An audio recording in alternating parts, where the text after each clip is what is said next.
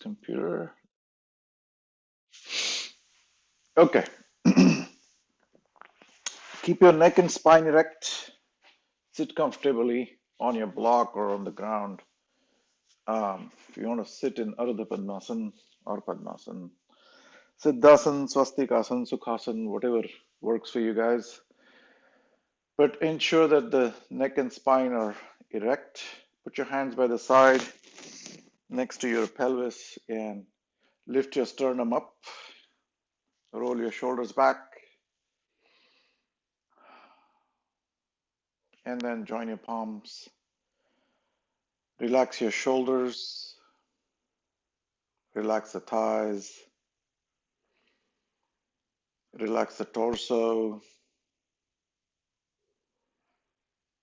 relax your eyes, and relax the entire skin. That's a very unique way of relaxing. Let all that twitching, itching, tingling go beyond all of that. Go beyond. Let it continue if it wants to, because it's not in our hands. But just observe any sensation on the body. Just observe it. Do nothing.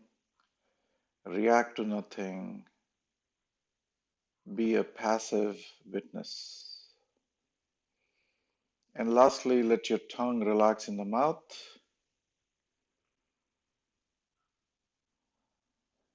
And bring your attention to the heartbeats against your wrists. Observe that the body is breathing on its own accord. The heart is beating on its own.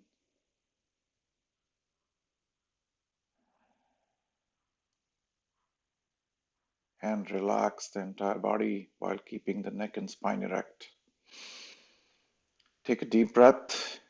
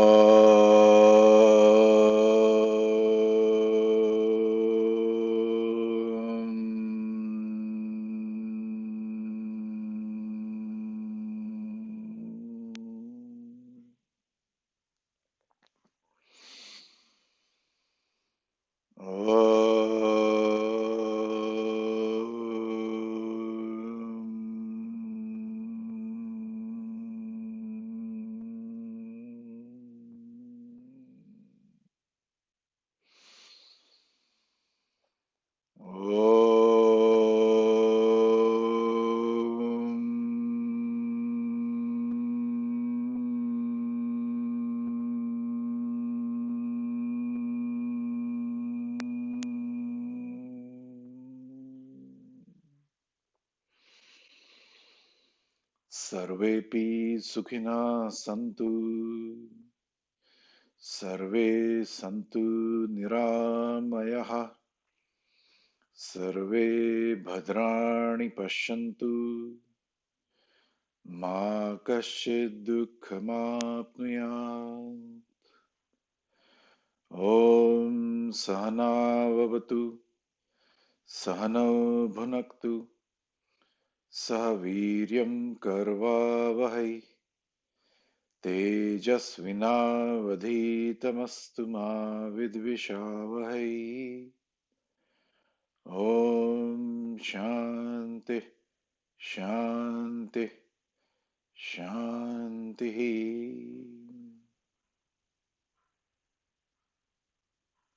Rub your palms together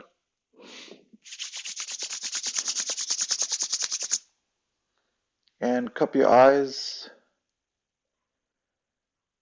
Dive deep into the mental space. Chidakash.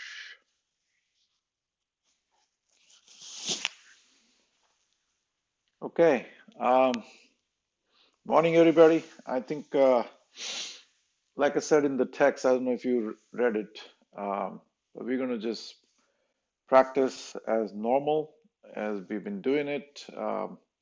We may introduce a little bit more variations today to see how we can morph the Surya Namaskar into some other poses, how we can go from one to the other. They call it flow here, but I don't really use that word. Um, for me, morphing is more important than the flow. Anyhow, let's get started. Let's warm up first. It's winter time and it is cold out here. I don't know about rest of the world, but I'm freezing right now. So let's warm up. Okay.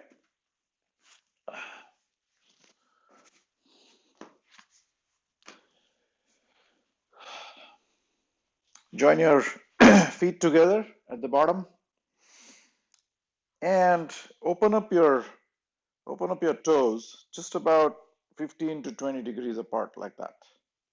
And keep your heels still connected. Interlace your fingers and flip them inside out. And you may hear some crackling sound.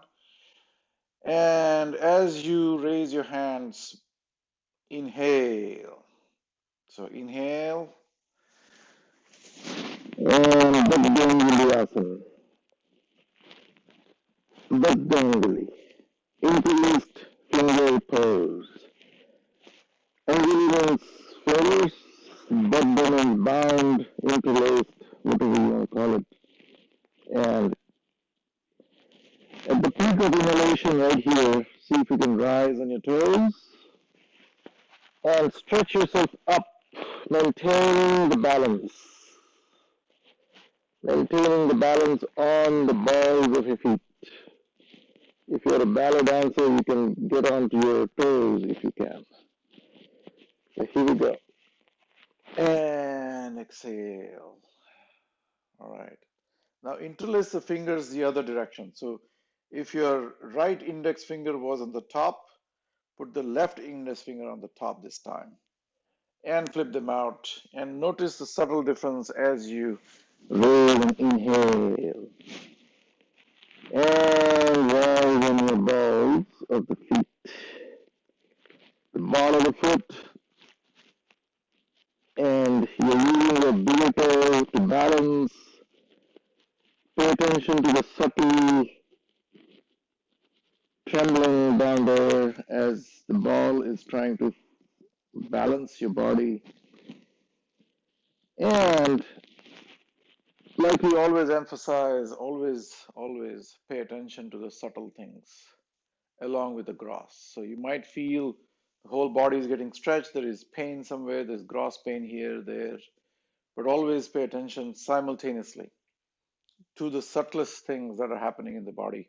That's how we expand the consciousness. We take note of everything that happens within the yogic consciousness. Okay, now let's see if we can jog on the spot and get the heart rate up so that the body warms up nice and ready for the yoga so that we don't inadvertently pull any muscles, hurt ourselves. So a nice warm body, like a nice warm um, fresh bread that comes out of the oven. Let's warm up the body right here. And I'm going to move to the side a little bit so you can see me clearly against the white background. And I'm only jogging on the spot. I'm not doing anything special. And then I'm going to turn around and see if I can lift my heels to meet the butt like that. Now this transforms into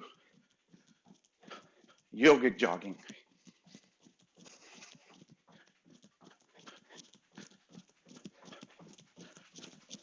See if you can get the heels touching the butt.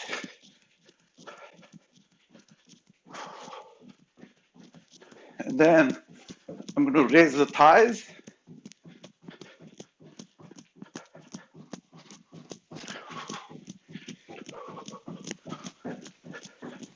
Nice. And then I'm going to skip. Just jump in the spot.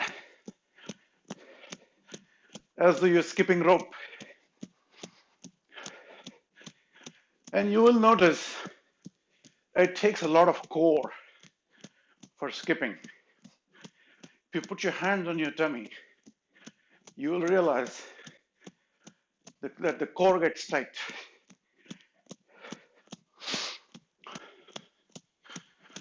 Don't try to manipulate the breath.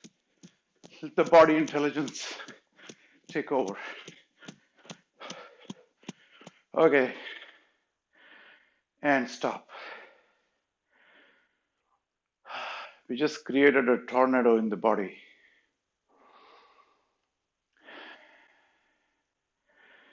Probably not the word that I wanted to use right now in the wake of what happened in Kentucky, but we just created a storm.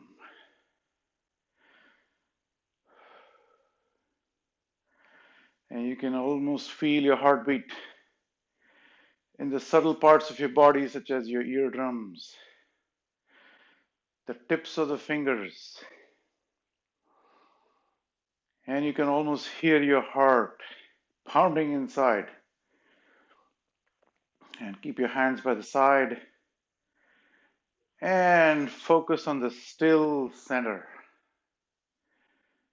The storm is on the periphery of the circle, and there is still complete stillness in the middle of the storm. That's the true existence. That's the true nature of every one of us, which is we are all one at that center. Remember, the center can never go to the periphery, but the periphery can calm down, slowly collapse in the center, just like it happens out there. That the entire galaxy has this black hole that makes the world go round. And we are that. Not just in thoughts, but in true essence of existence. Don't forget that still center in the middle of the storm. The gross and the subtle coexist.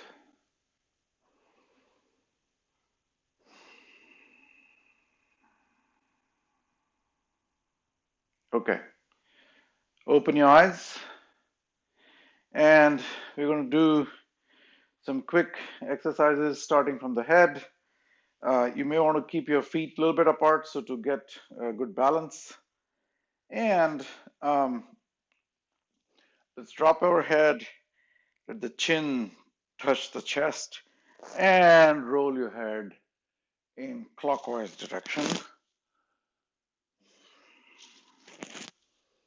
About 3 to 5 times should be good to loosen up the neck. And then roll in the other direction. Make sure your tongue is on the roof of the mouth. You may feel subtle stretch at the base of the tongue. Wonderful. Okay. And let's get the left hand out. Thumb up, close your fist, and get to your shoulders. Touch your ears to the biceps, or biceps to the earlobes, and then go down. 1, 2, 3, 4, and 5. The other direction. 1, 2, 3, 4, and 5. Get to the right hand. Biceps to the earlobes and go back. 1, 2, 3, 4, and 5.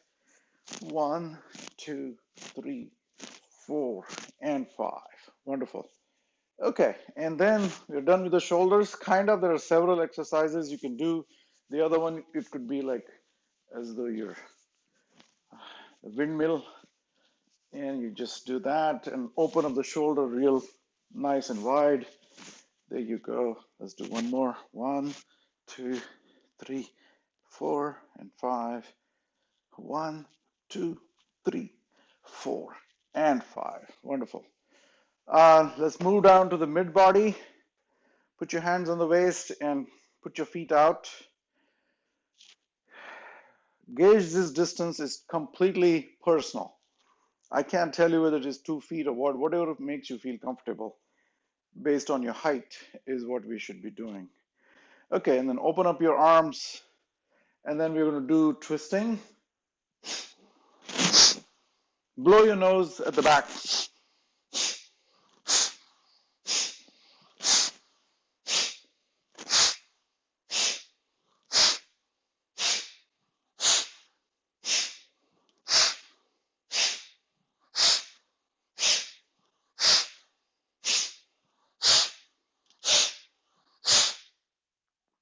Very good. And then let's see if we can bend forward. So I'm going to bend from the waist, but I'm going to push it and bend it. Push the hips and push them back so that only the center part of the body is moving forward and backward. Very good. Okay. You can synchronize inhalation and exhalation with this. So as you bend forward, exhale and then inhale and exhale and inhale, and then bring your feet just a touch together, a little bit further in, so that you're going to draw hula hoop rings. So we're going to draw with our pelvis right here. So the head doesn't move, the feet don't move. And go the other way.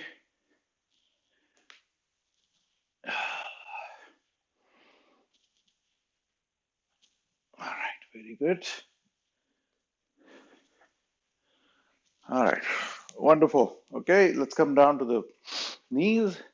Put your feet together, your shins together, knees together, and thighs together, and then hold the kneecap. And then 1, 2, 4, and 5. 1, 2, 3, 4, and 5. Very good. Bend down. See if you can touch your. Okay, and then I'm going to raise my hands and I'm going to sit down without letting the knees fall apart. So sit, keep the knees together, and sit. Exhale here fully. Inhale and come up. And exhale again.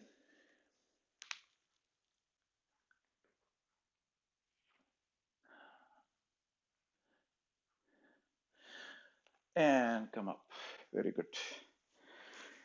Okay, I think we're ready for the Suryanamaskar. Let's get started. Stand about 8 inches away from the front edge of the mat. Keep your feet together. And then put your hands by the side. Lift your sternum up. And without now doing anything else, just fold your hands from your ankles, or rather the elbows, I'm sorry, and put your hands just like this. And your index finger will exactly land under your chin. And give a gentle support to the chin. Close your eyes. Hiranmayena patrena satyasya pihitam mukham Tattvam Pushan Apavrunu Satyadharmaya Drishtaye Om Ram Mitraya Namaha. And let's get into the active pose by sliding your hands down to the navel while maintaining even pressure at the wrists so that the hands are not going to fall apart. They stay connected, the palm, both the wrists, Both the heels of your palms are connected till it reaches the navel, and then go out and inhale as you come to the Urdhva Hastasana and then push your hips forward. You can do this gently so that your body is bending backward. And exhale as you fold from the hips. As you fold from the, not from your waist, but from the hips. There's a subtle thing there that you need to be cognizant of. And then make sure that the back is not rounding off.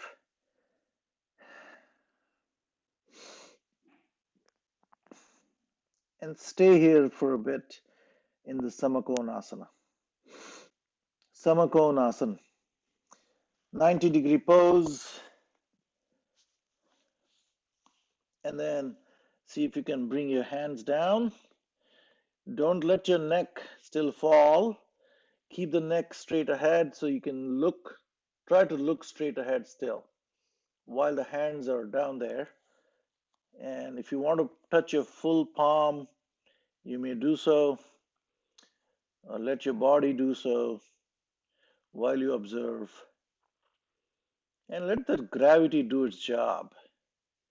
Gravity is the most amazing thing, the most amazing, that we don't pay typical attention to. We kind of are oblivious to it, but it is our friend while doing yoga. So use the gravity as much as you can. Okay, so while you're here, at that point when you can't bend anymore, let the head drop. And connect your ears to the biceps again, one more time. And look at your own knees. Now, we are getting into Janu Shirasana.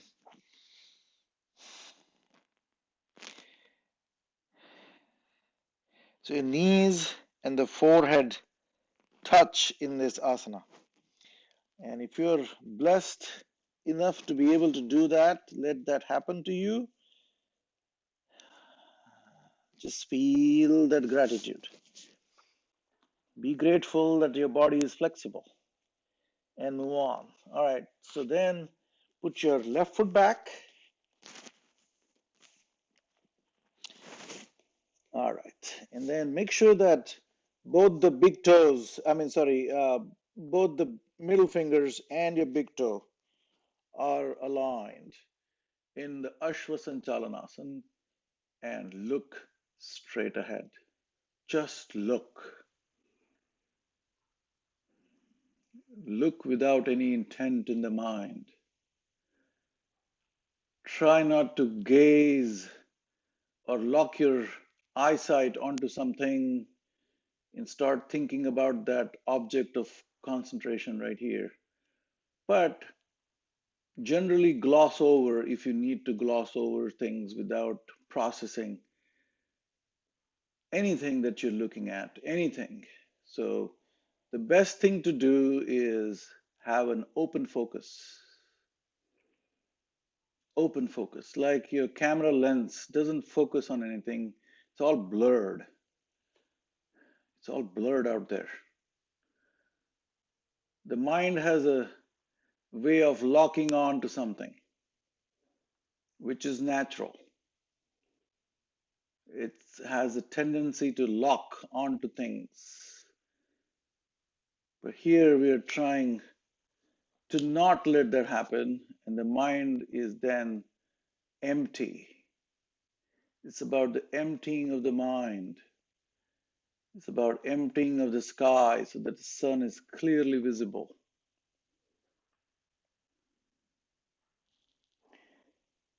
Thoughts are like clouds.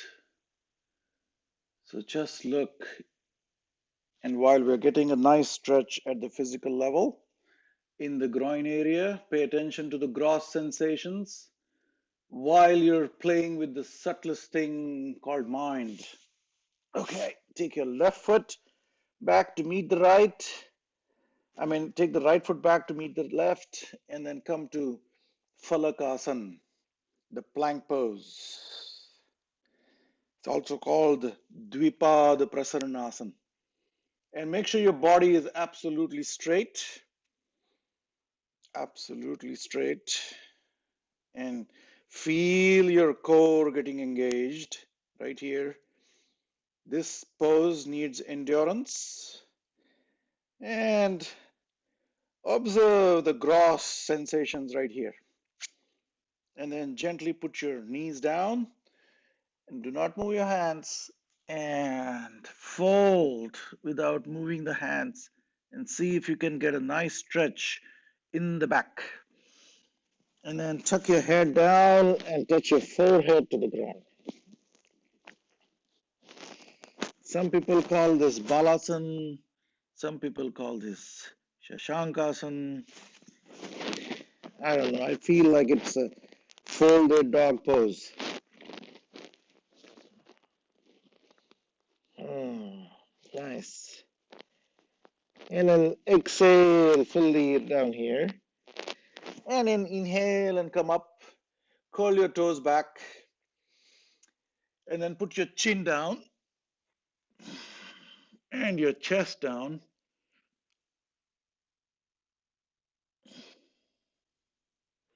Chin down and chest down.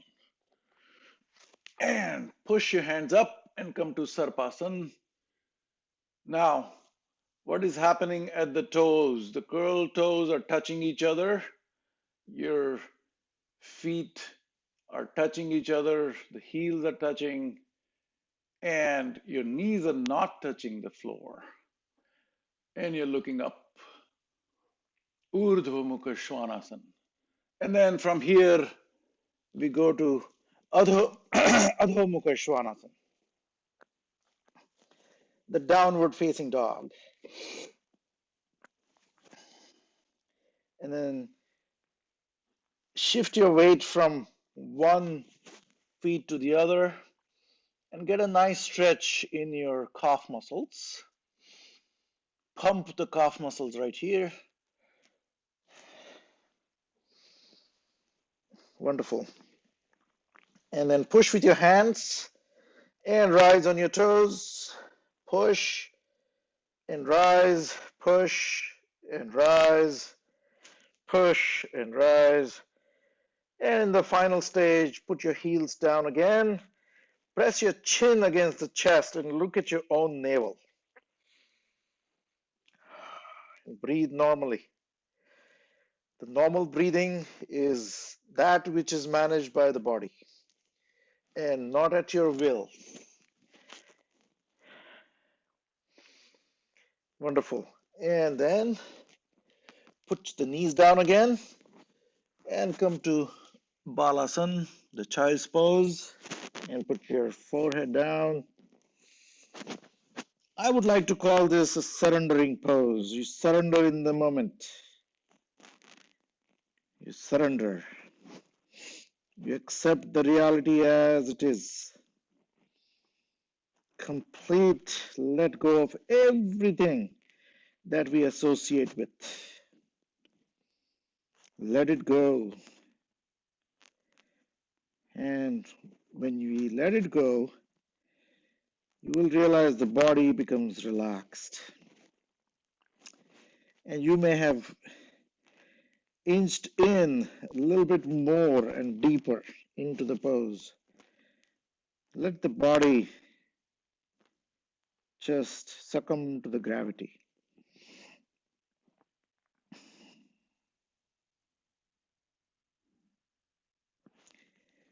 Breathe out completely. Let the lungs empty out as your body folds.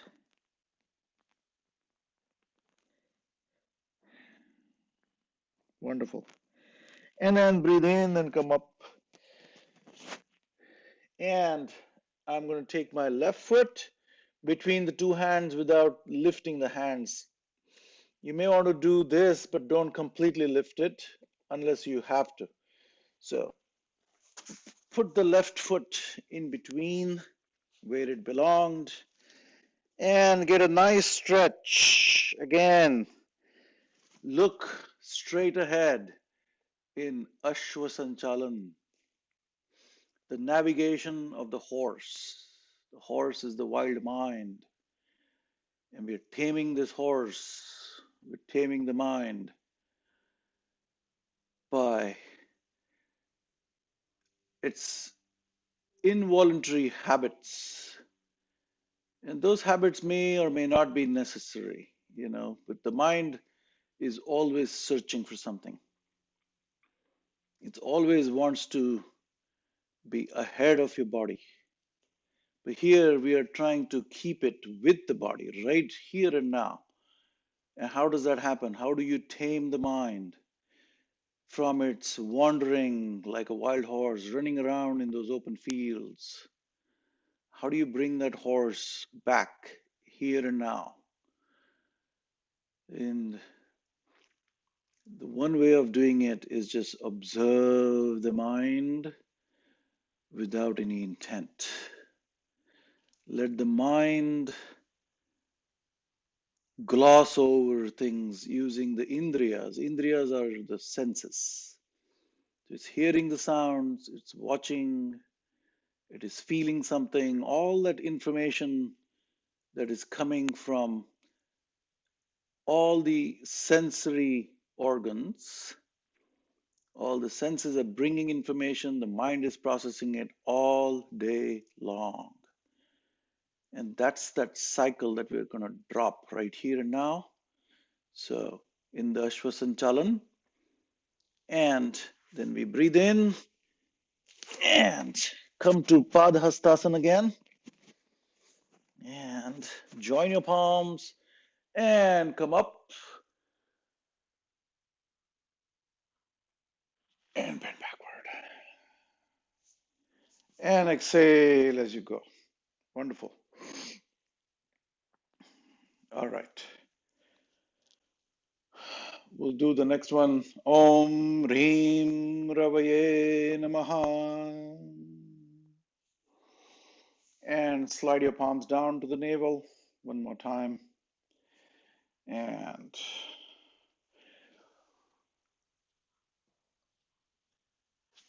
push your hips forward and then exhale as you bend forward and let the gravity take over.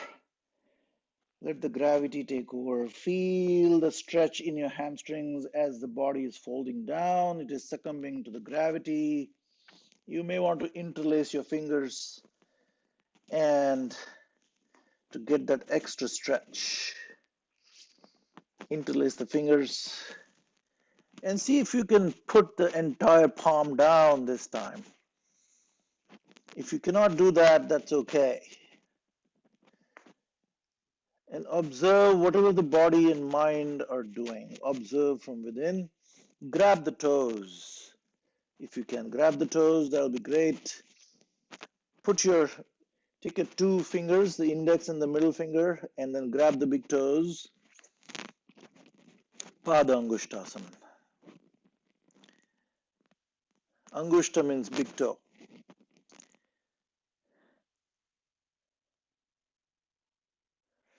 And then put your hands by the side. And this time we're going to take the right foot back. Get a nice lunge. Stretch yourself as much as you can. Get this opportunity to really, really stretch. And then put your right knee down. And you can rock it back and forth a little bit, adjust, and come to Ashwasanchalan again. Ashwasanchalanasana. And we're going to do one more subtle thing here is uncurl your toes at the back so that the soles of the feet are facing the sky. But also, we're going to let the hips, if you're here, let the hips relax so that they go deeper into the pose, right? Okay, wonderful. And make sure your shin is perpendicular to the mat. Your Both the palms, the fingertips of the two middle fingers are aligned with the big toe of your left foot, and we gaze. We gaze straight ahead. Again, we are not letting the gaze lock onto something, but we are just glossing over. If you're inside your room, which you are most likely, you may be seeing things, see them all equally. Try not to process anything. If the mind continues to lock onto something, bring your attention to the between the two eyebrows called the Shambhavi Mudra. So look between the two eyebrows. And what that does, it makes the outer world look like a dream. The outer world becomes kind of unreal. And the outer world is unreal in the sense of yoga anyways. That which is not permanent is unreal in the yogic system.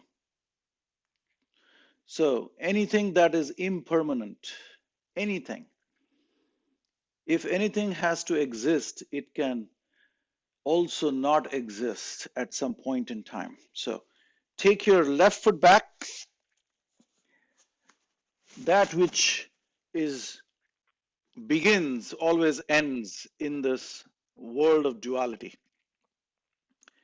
So anything that you see out there is unreal, meaning it only appears to be real.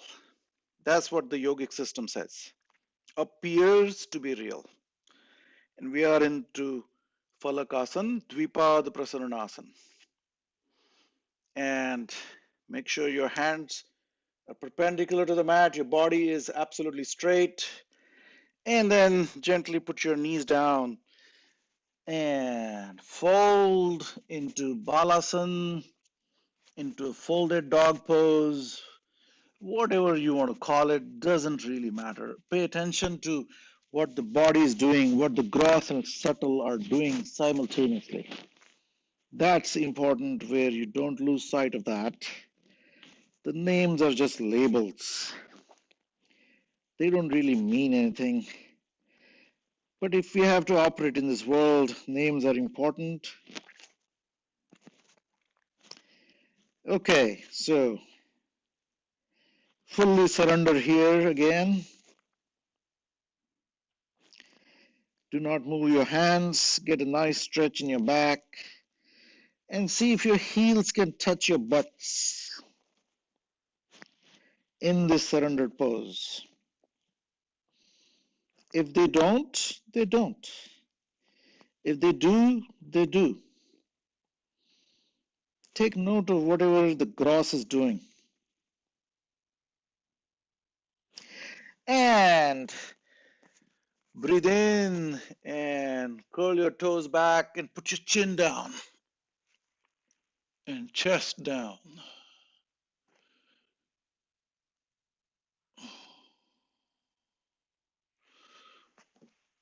And push your hands and come to Sarpasana, Urdhva Mukha Svanasana, upward facing dog. And again, relax your hips so that they go deeper while the knees are still hovering over the mat. And come to Adho Mukha Svanasana, Sumeru Asana, Parvatasana. The ninth pose. And rise on your toes, push with your hands, push, push, push, and then put your knees down, your heels down again. And look at your own navel by pressing your chin into the chest. And let the body manage its breathing. Do not interfere that process. There you go. And then put your knees down again. And fold. And And this time we're going to put the right foot between the two hands. So get ready for that. And here we go. Put the right foot. And rock back and forth. As you rock, you will realize it brings a little bit more stretch in your right hamstring. And it could mean a little bit of gross pain. Pain is nothing but a heightened sensation. That's all it is. A heightened sensation at a particular spot in the gross body. Okay, and then we come to Ashwasanchalan and let the hips relaxed, the mid body relax so that it goes a little deeper. And it may not actually move, but internally you may feel the relaxation of the muscles. Observe that subtle, just like you would observe and pay attention to the gross pain. While there is pain, there is subtle sensations in the body somewhere. Take note of them as well. Scan your body from the tip of the nose to the tip of that farthest toe at the back and observe where all you feel gross and the subtle, gross and subtle as you move, as you scan. And what that does, it gives attention to these parts, and the moment your attention goes to a particular spot, it relaxes that part wherever there might be stress. This is how you heal your body in yoga, by scanning it and just giving that attention wherever there is gross pain. Just observe in your attention, just bring that attention at that spot, and you may find that the pain has subsided a little bit. And it, one way or the other, it will subside. Your body will get used to it. And you may relax. And I call that the tapa. The tapa meaning the penance that the yogi goes through. The fire of the pain in which the yogi burns. And in that fire, all that deep conditioning of the mind, the deep conditioning of the body also burns away. So be grateful that there is pain. Be grateful. Look at it with the entire positivity that it is not just the pain, but it's the burning of the conditioning. And day by day, as we practice, we are emptying the mind, emptying the conditioning of the mind. There you go. Come to, now we're going to morph the Surya Namaskar at this point. So let's do a few like this, see if where, like I mentioned this morning in the text. Shushka Parnavat. Shushka means dry. Parna means leaf. Vat means like a dry leaf. And I love this word from Ashtavakra Samhita. Ashtavakra says, you should be like a Shushka Parnavat. Be like that leaf that is dry. And the wind blows in whichever direction. The leaf has no mind of its own. And it just goes with the flow.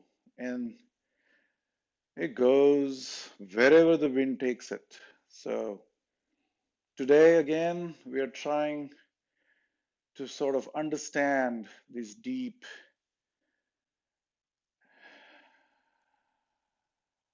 meaning of that word.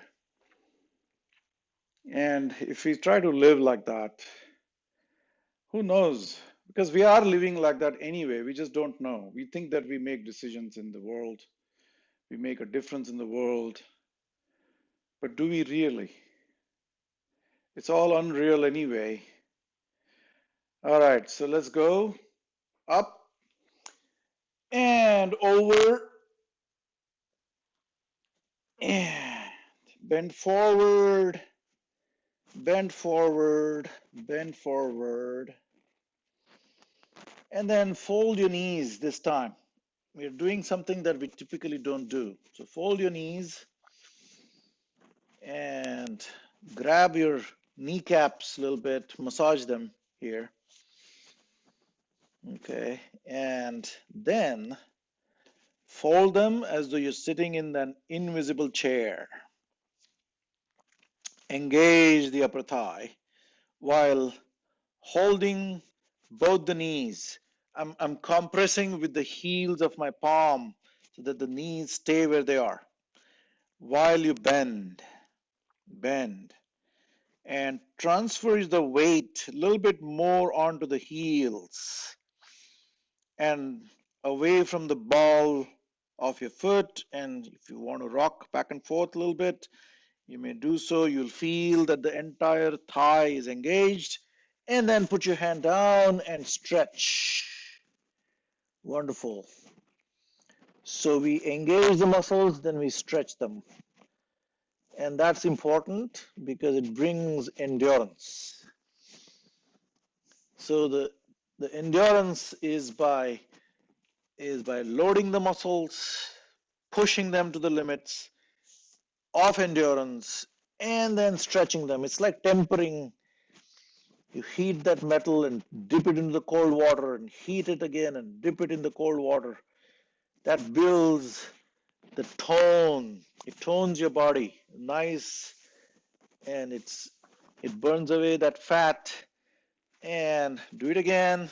If you have had any surgeries in the knees, please don't do this.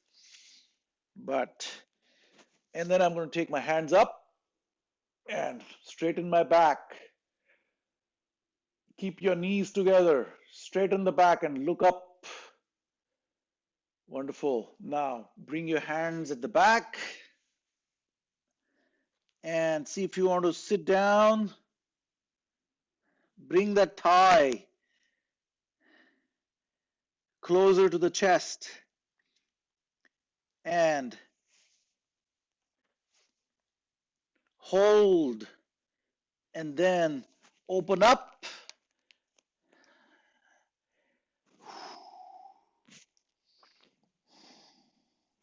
If there is a slight bend in your knees, it's okay. But notice how close the thigh and your chest are. Open them up, and with the hands, see if you can grab the elbows. Open up, and then see if you can straighten your feet a little bit, inch by inch. Even a quarter inch is good enough. But try to do it and then tuck your head in and see if you can touch your forehead to the knee. And relax and put your hands down and straighten your knees out. You will notice that you have gone a little deeper into the pose. Wonderful. Okay, now we're going to take the left foot back. Get a nice lunge again. Take that back foot as far as you can. As far as you can. Get that nice stretch and relax your mid body. And then put your knee down this time and come to Ashvasanchalan again. Now, if you want to use the block at this point, you may want to, because we're going to do another pose right here where you may need the block. So put your block right there in whichever height you want. You can put it, and then take your right hand and put it down on the other block. Put two blocks here. Put both the hands nice and clean on that, and then see if you can bend. See if you can go down, down, down. Put your elbows down, and we call it the crooked monkey pose. And your right feet is going to start opening up as your head goes down, down, down. And with the right hand now, I'm going to put it on the knee and I'm going to push it away so that the entire sole of your right foot opens up and you're on the blade of the right foot. Open it up, open it up, open it up, and see if you can raise your right hand up, stack it up,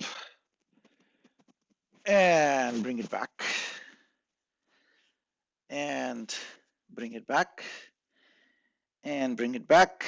And then from here, I'm going to do this. I'm going to take both the hands, I'm going to push on the block, and I'm going to open them up with the left foot at the back, turns. You see what I'm doing? That foot at the back is completely grounded down there while my hand is on the block and my this leg is still folded down here. And I'm going to open up.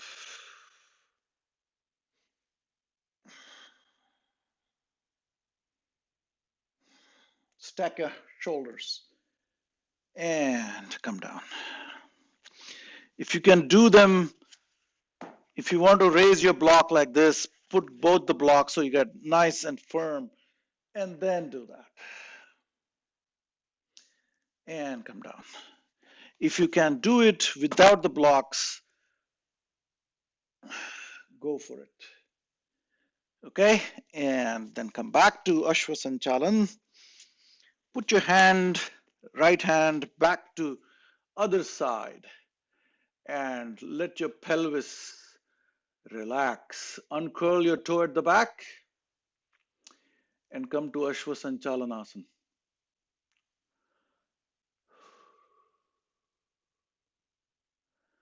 And then I'm going to curl my toe back again at the back and see if I can raise and get up.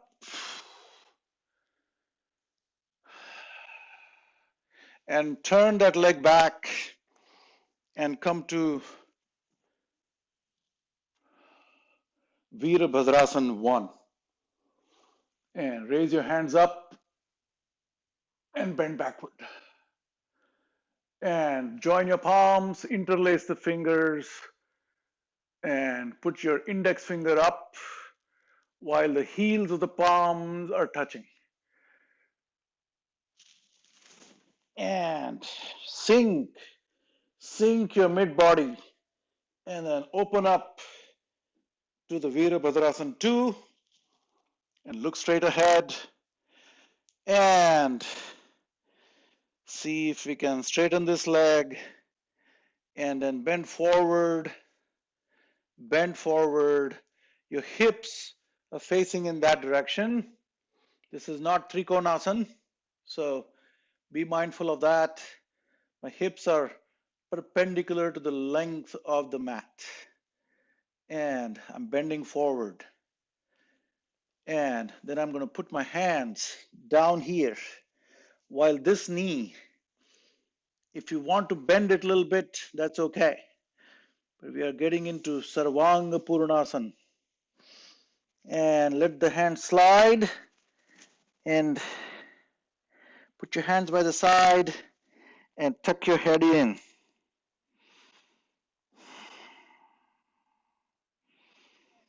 Sarvanga Purnasana.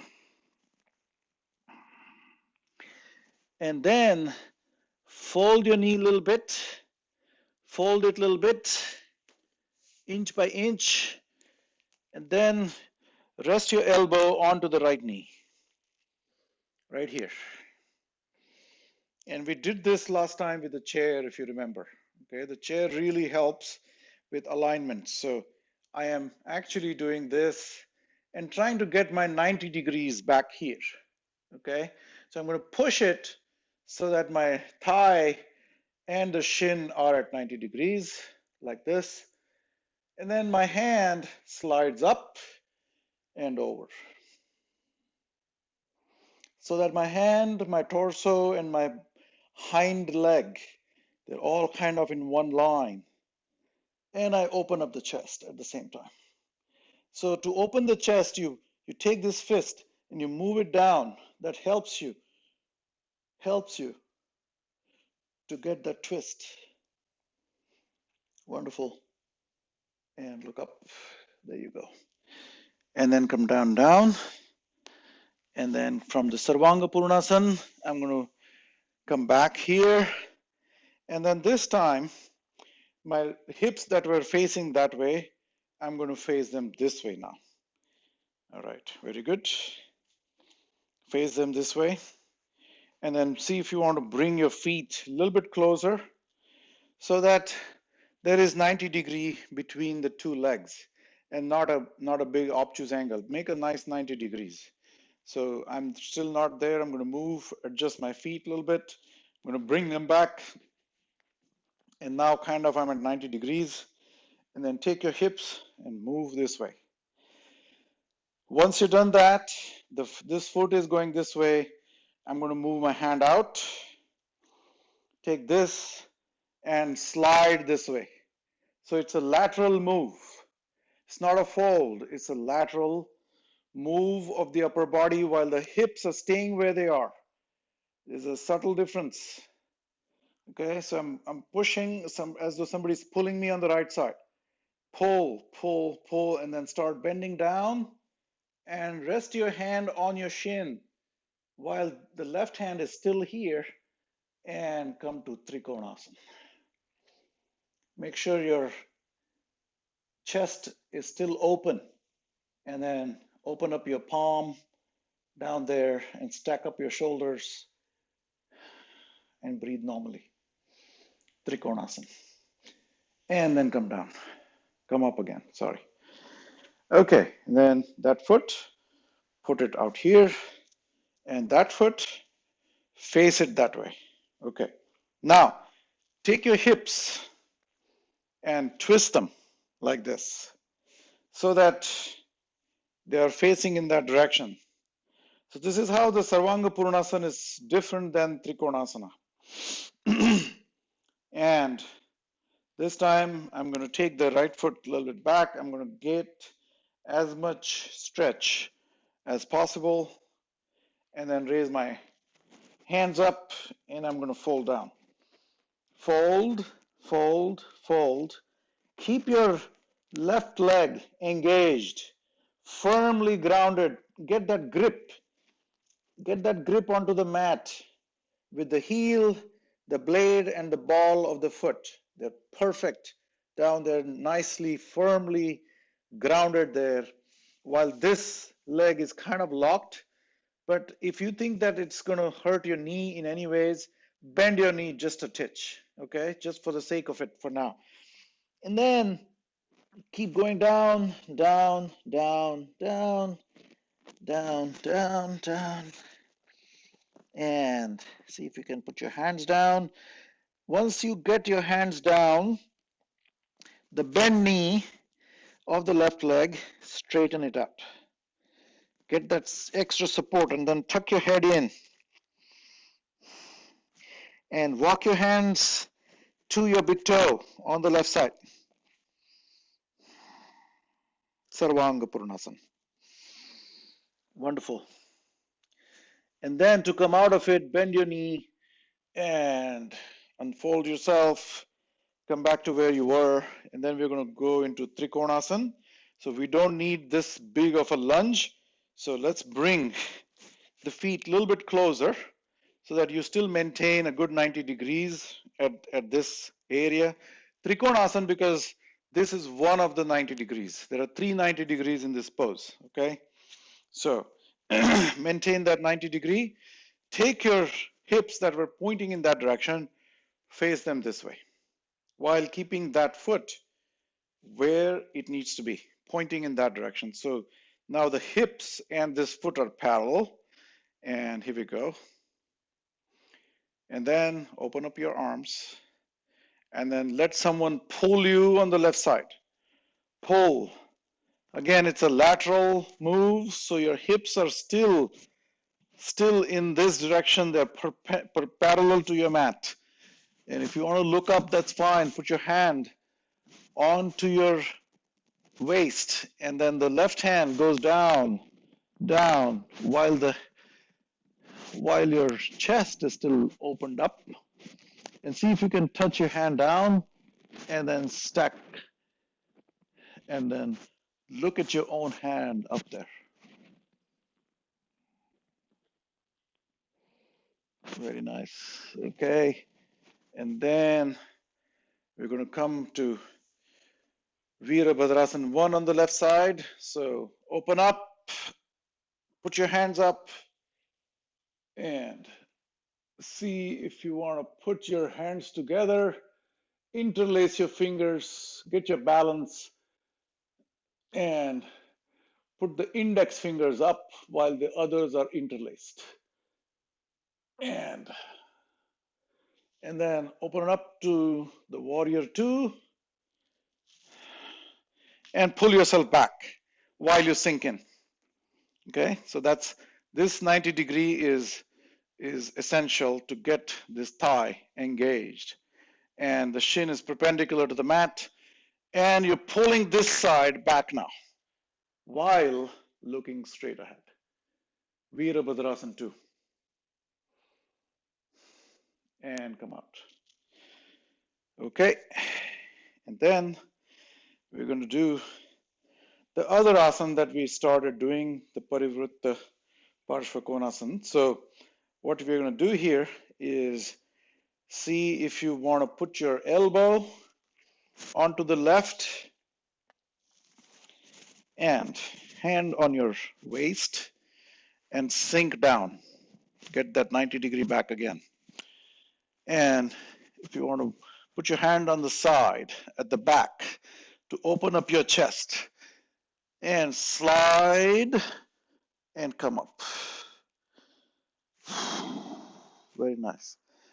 And then with your elbow, push. I mean, this is the final pose if you want to do it, where the chest is completely opened up and come up. Wonderful.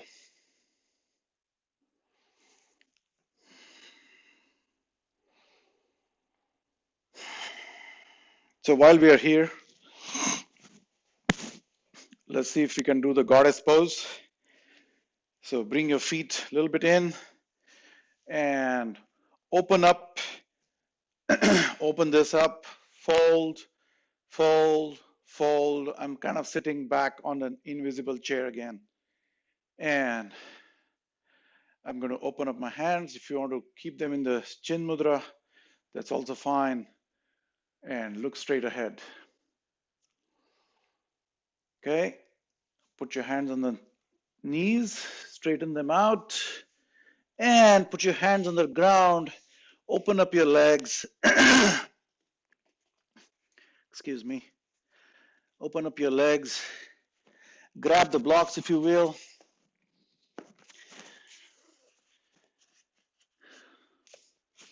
And start on the high position and relax. So how does one relax here, right? There's a gross sensation in the groin, which is extremely painful. Take note of that. Do not react to it. Just observe that there is heightened sensation. The moment you call it pain, then there's a psychological effect on the mind. Call it heightened sensation. There's a heightened sensation in the groin area, and I'm going to put my weight on the blocks, and I'm going to look straight ahead while keeping my back kind of concave. The back is concave, facing the sky. And relax your whole body. Scan it from the tip of the nose to that farthest toes, both the toes. Split that attention at the pelvis, split it and go in two different directions by expanding the consciousness, your peripheral awareness. The peripheral awareness is one of the most important things in yoga, where I'm looking down here and my attention is split in both directions. Get that peripheral awareness. And that is what gives us samatha. Samatha means equanimity. The peripheral awareness gives us equanimity, the complete balance of the mind. And then once you feel comfortable here, see if you want to put the blocks to the lower level and still put your hands here and look straight ahead.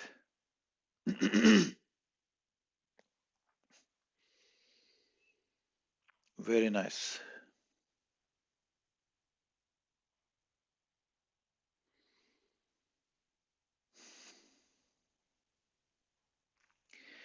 And to come out of it,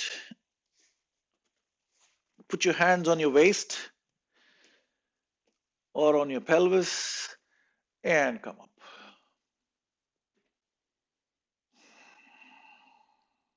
Wonderful.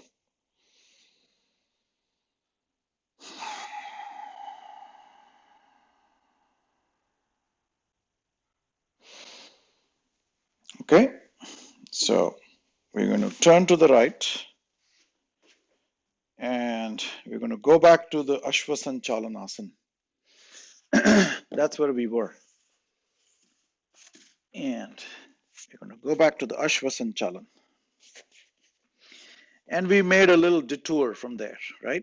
So we come back to that and you will feel that your hips are much more opened up to come back to this pose again. You will feel that they are more cooperative, they're more relaxed, they're more stretched and warmed up. Okay, and from Ashwasanchalan, we are going to go back to the plank pose. And here, I'm going to put my right hand and then turn to Vasishthasana. Stack up your shoulders again. And then come back, put your hand, and then turn to the other side. Balance the body. Vasishthasana. And put your hands back, and you're in the plank pose. And then put your knees down this time, and come to Marjarasana. So I'm going to exhale and inhale right here. So how are we going to do this? So open up your knees and make sure your shoulders and your hands are underneath. So move them back a little bit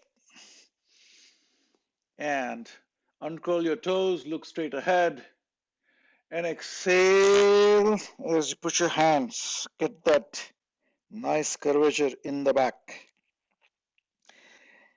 And inhale and exhale. Inhale and exhale. Inhale. 4 full exhalations.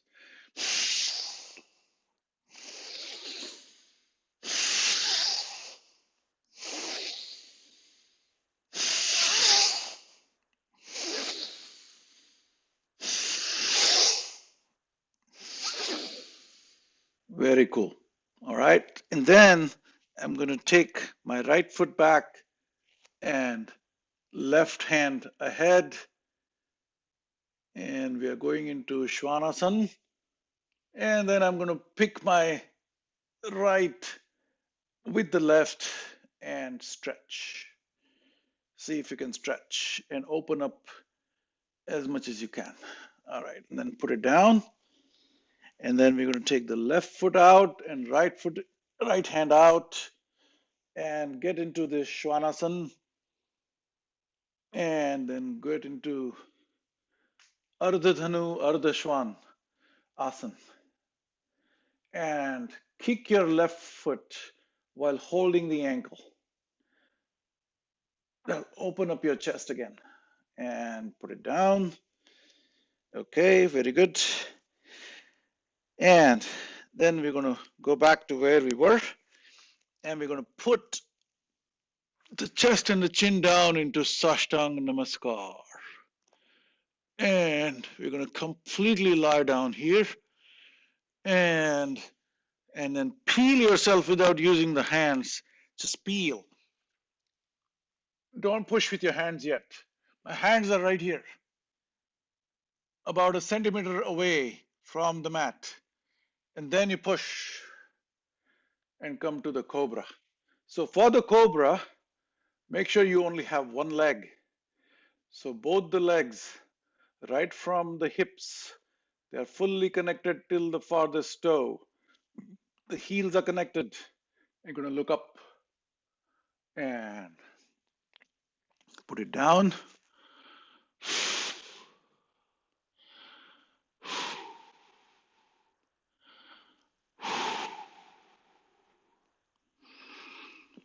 And let's do cobra one more time. So mind you, with the backward facing or backward bending, uh, your heart rate is going to go up, your blood pressure will go up. So those who have any hypertension, any kind of issues with the heart, try not to do backward bends. Okay, those who can, peel yourself, push with your hand, and come to, and never do this or never do that. That is not cobra. So in whichever pose you are, there is a slight bend in your elbows, and your shoulders are straightened out, and you're looking up, and come down again, and relax in Makarasana.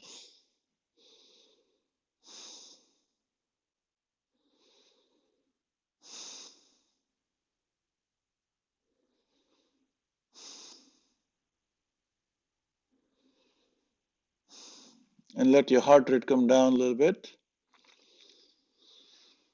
and relax.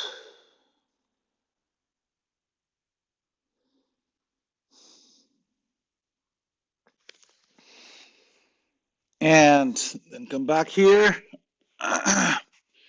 and put your hands by the side and see if you want to do Ekpad Shalabhasan. Lift your left leg up.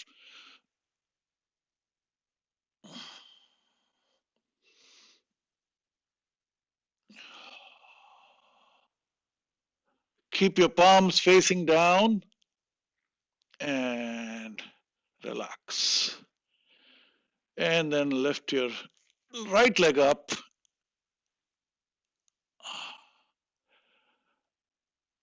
and relax.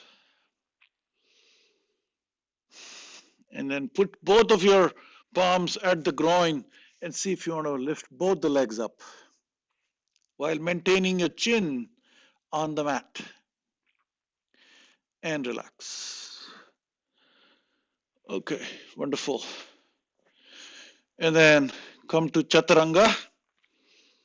So at this point, I'm going to push with the two toes and two hands and lift up the entire body, few inches away from the mat, just like this. And then come up and come to Sarpasana. And come to Adho Mukha Svanasana. Adho Mukha Svanasana, again, is a very important spot to be in, where your heart is lower than your body, your hips are higher than your heart, and many things are happening right here at the vascular level, cardiovascular level. And this is a wonderful little exercise or pose, if you will. Spread your your feet out, and then push with your hands and relax. Shift your weight more onto your feet than on your hands.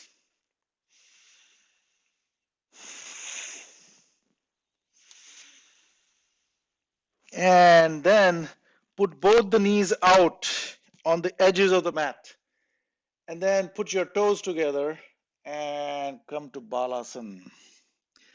So here you can completely relax the surrender pose. Completely relax right here.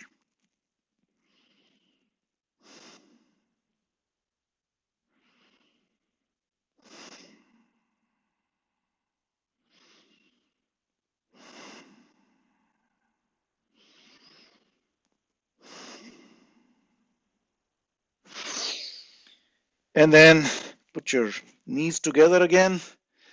And we're going to put the left foot where it belonged. And then we're going to grab the blocks. And this time we're going to do the crooked monkey on the left side, if you remember. All right, so I'm going to put my right elbow down and my left elbow down, down, down, down, down. There you go. While this foot is going to open up, then I'm going to take my left hand, I'm going to push it. That's a hip opener. Push it, push it, push it, and open up your chest.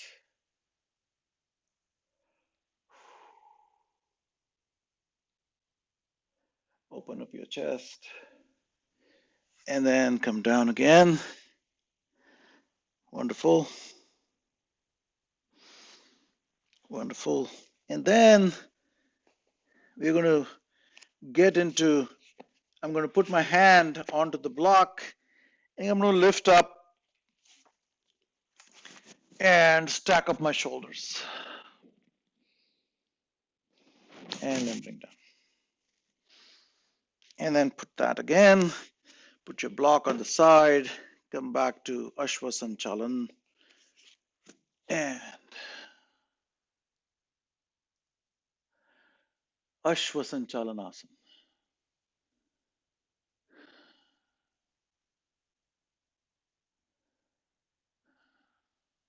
Just gaze. Just look without the intent. Without any intent in the mind. Just look. And then take your right foot to meet the left. Wonderful.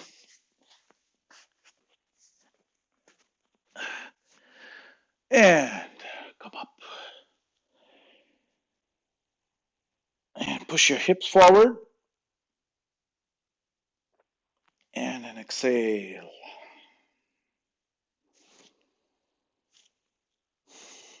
Wonderful. Ladies and gentlemen, I think we did great.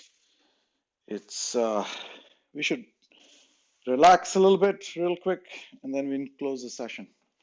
Okay, so um, get your entire body onto the mat. Keep your heels together while hands are about a foot away from the hips. And gently close your eyes. Try to see that you maintain the connection of the heels. It could be a little bit challenging, but don't spread your legs completely apart. The touching of the heels is necessary for the energy to keep circulating.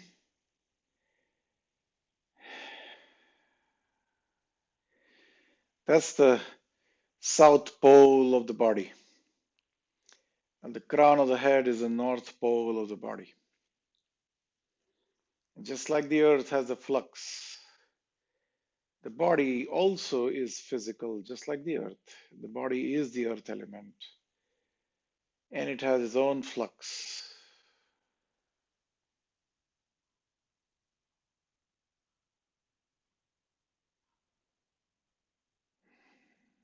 Bring your attention to your belly button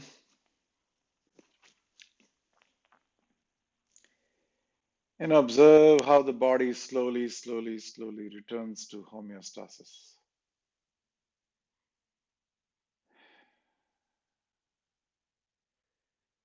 We created the storm in the body by pushing its own limits in its own way. And now we are coming back home. Come back. Come back to relax. There is no place like home because that's where you relax, you rejuvenate, you gain back all that energy for the next day. And wherever that home might be, in the system of yoga, the home is that center of the circle. That is the source.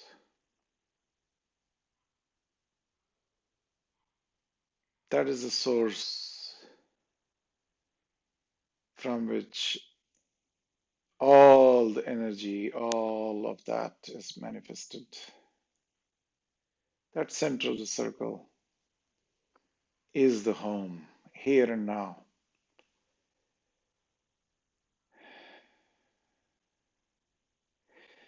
See, notice one thing, that the center has no space. A dot of the circle has no dimension, no x, y, or z, or any other dimension. A dot is a dot is a dot in whichever x or y or z is the same dot. So whenever we draw something, the x, y, and z all spring from that one dot.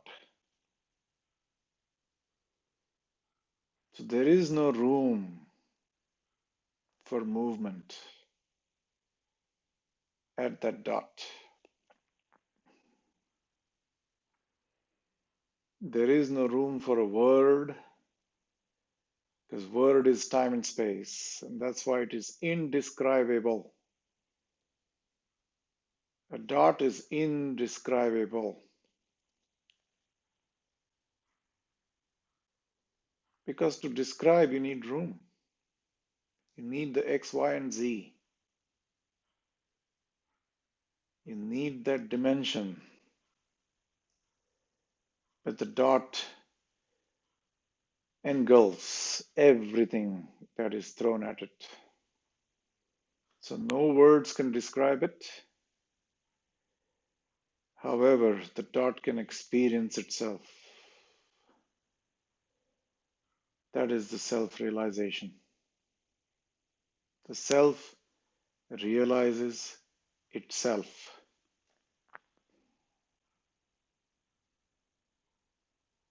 And that dot is our true home, the true nature. There is infinite potentiality in that dot, but the dot really doesn't do anything. Everything happens in the presence of the dot. Everything happens in the presence around the dot, in the duality. Everything happens. All action happens away from the dot.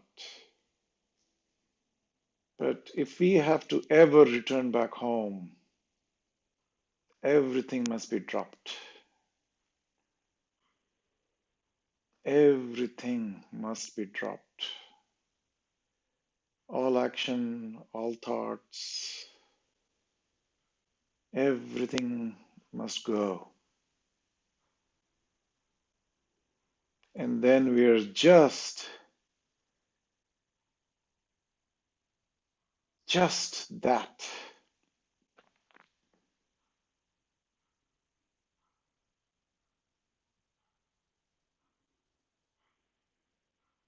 And thatness is the common denominator of the entire universe. That's the center of the universe. That's where we all become one.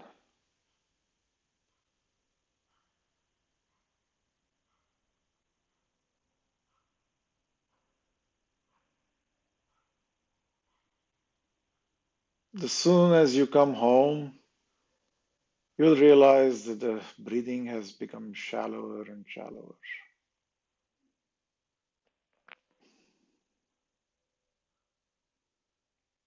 Feels like as though the body is not breathing.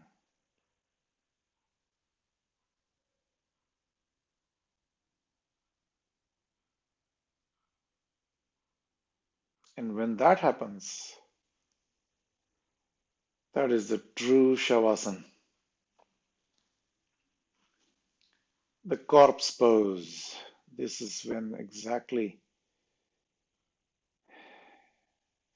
when our own illusory existence ceases to exist. We are dead. We are psychologically dead, mentally dead.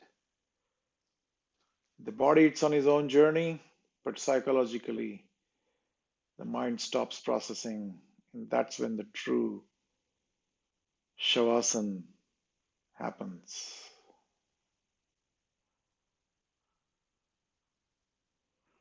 And we take a nice dip, just like we dip into the Ganges or we dip into any river. And the metaphorical thing that they say in India that if you take dip into the Ganges, all your sins are washed away. People take it so literally. That Ganges is right inside us, that source. When you drop everything, you merge with that source, all the sins go away right there. That's the true dipping into here and now. Take that dip. This is the moment.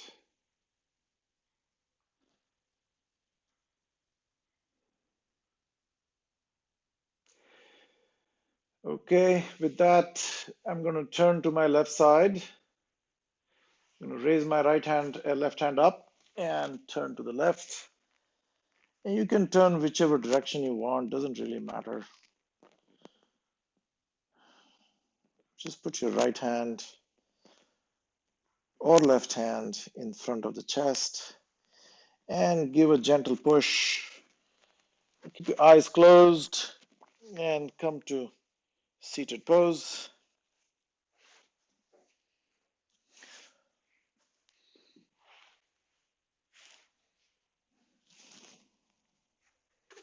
Take a block and sit on the block. It's always good to elevate the pelvis a little bit so that the back is straight. And it's almost 8:30. We're going to close down. So push your hands on the side. Get your sternum up again. Your back and neck are straight. Relax your shoulder. And then bring your hands to the heart center in the Anjali Mudra.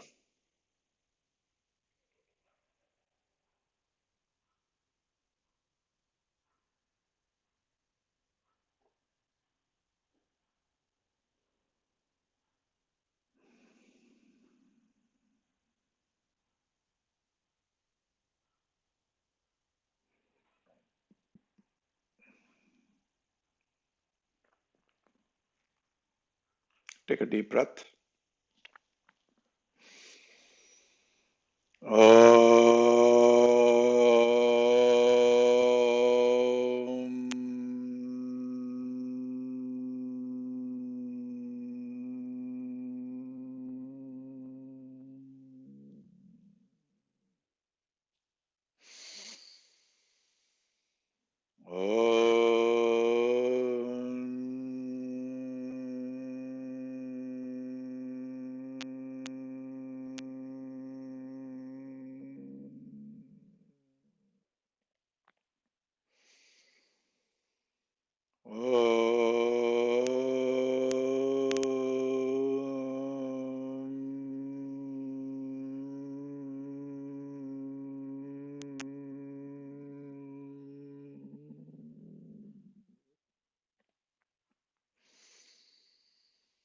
Yogena chittasya padena vacham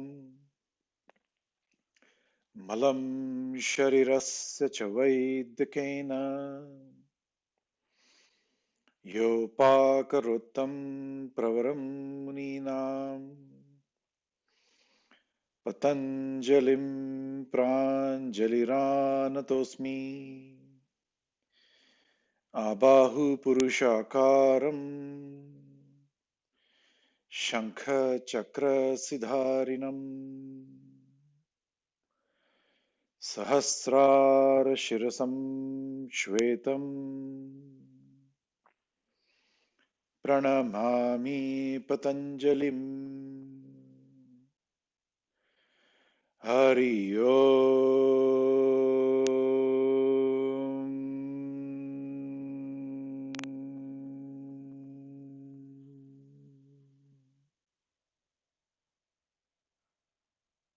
Rub your palms.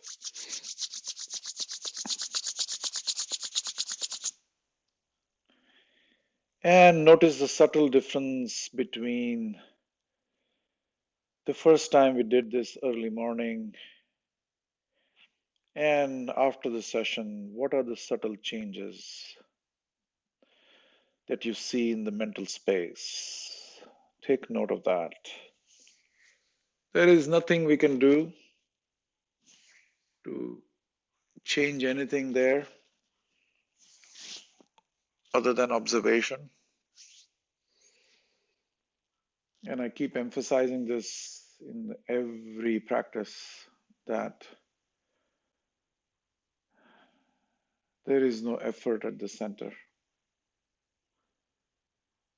There is nothing one can do at the periphery of the circle that will make a difference to the center. Unless the periphery collapses into the center itself.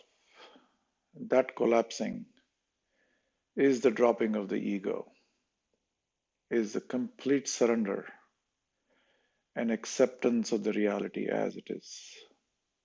Only then and there, here and now, that is possible. And we become all one in that moment. Namaste. Thanks for taking the time today. I'll see you guys on next Sunday. I am most likely available, but I don't know. We'll make an announcement if that is going to happen. But we'll see. Thank you. Thank you. Thank you so Amit. much. Thank you very Yeah. much.